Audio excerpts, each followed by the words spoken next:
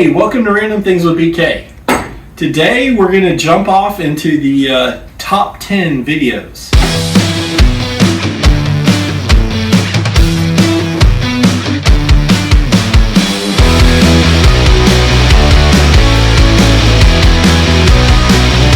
We're going to do a video today about the top 10 tools that would be great for a new homeowner. And you're saying, BK, there's way more than 10 tools on this table. You would be right, my friend. But here's the thing. We're going to do a little guy math when we're talking about this. So guy math is I go to the home improvement store and I buy a tool. But that tool needs accessories, and so that is one tool. And we'll start with our first tool, and you'll see what I'm talking about. So one of the biggest tools that I think most homeowners could use is a very good drill set.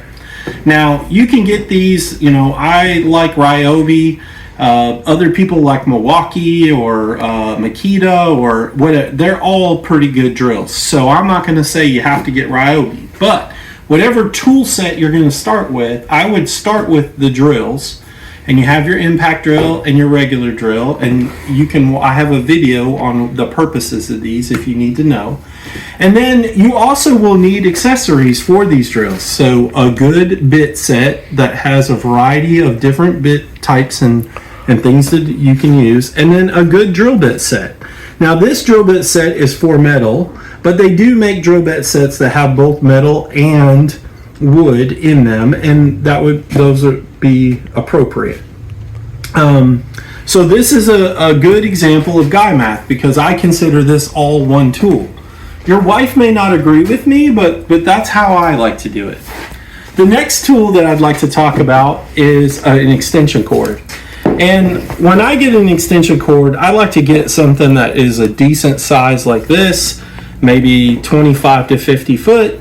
And you'll be surprised at how often that you may actually need a decent extension cord around your house to do different things. So a good extension cord. Next is a hammer. Now, you say, Brian, I'm not going to build anything. Why do I need a hammer? Well, sometimes things break and you need a hammer to fix them. Or you may need a hammer just to put in some picture hangers on the wall or those type of things. I would start with just a simple claw hammer like this, something that's fairly lightweight, that's not going to do a lot of damage to your walls, and that would be a good recommendation. The next tool that is, again, guy math, is a screwdriver set. And this isn't as much a guy math because it's easy to buy a set of screwdrivers. And you say, well, you had me get a drill. Why do I need a hand screwdriver? You can't use your drill and your impact for everything. Some things need a more delicate touch, and a hand-held screwdriver is a good way to go. I like to have a variety of sizes. These came from Harbor Freight. They're a great set. They work really good, and the sizes are pretty much the right variation that you need. The next set of tools that I call one tool is some pliers. Now, you say, well, you got snips, and you got needle nose, and you got, the jaw pliers, and then you got your standard pliers, and then you got a set of big channel locks. Yes, I do. And the reason is that around the house, you never know when you're going to need a set of channel locks to take off that toilet valve and replace it, or a decent set of pliers to, twist that wire back onto your fence, or to cut the wire on your fence, or to work on that little thing, whatever that little thing is. So there you go. And these, even if you didn't do anything else, are amazing for cutting off those really pesky tie wraps that they put on everything today. Much safer than using a knife. So that is my plier set. Now, again, you can buy these as a set, say at Harbor Freight or Northern Tool or even Home Depot. So it technically can be considered one tool. Next would be an adjustable wrench set. And again, you know, you may not use these all the time if you're not doing a lot of DIY projects and stuff, but an adjustable wrench set is very handy because of that. They're adjustable.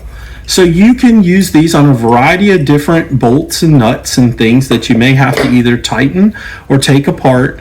If you're putting together furniture or, you know, just working on little things around the house, these are very handy. You can also use these, you know, on your plumbing attachments if you have to swap something out. So very good there. Okay, so the next thing I'm going to show you is something that is probably not a have to have, but more of a nice to have, but I think is really handy, and that is a level. I like, for a new homeowner that is maybe not doing a ton of DIY projects, a level of this size. I have levels that are anywhere from 1 foot to 4 foot to this size, but this one is great for if you just need to level your washing machine, or if you need to level your couch, or if you need to level a picture on the wall. This will work for all of those purposes, and it's small, so it fits in a toolbox. It's easy to use. So a decent level is a great thing to have. The next thing also maybe could be questionable if you really need it or not, but if you're moving into a place that was previously owned, or if you know you're going to be hanging pictures and moving stuff around like my wife likes to do, then a good putty knife is a great thing to have. This also could double for if you had caulk around your sink that needs to be replaced. This will take it off and then help you smooth it back out when you put it on. Also for fixing holes in drywall and stuff, this is an essential tool. So next we have another probably nice to have, but I like having a good utility knife. This one is from Home Depot. It has a pretty easy mechanism to change out the blade and just uses a standard razor blade, so that's good. And it's real handy, and I like that it folds up easily so that, you know, the blade's not out and not going to get to anybody. This is great for opening boxes, cutting out old carpet, whatever you need it for. And then the last thing, but not the least thing, and maybe one of the things I use the most in my whole garage, is a good tape measure. I recommend you getting at least a 25 foot. I have several different sizes, but a 25 footer will get you by for pretty much everything without much trouble around the house. So a good tape measure, good thing to have.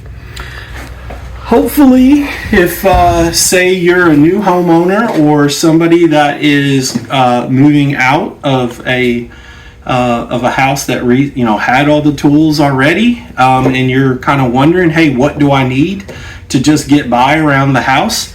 I think this would be a really good way to get started.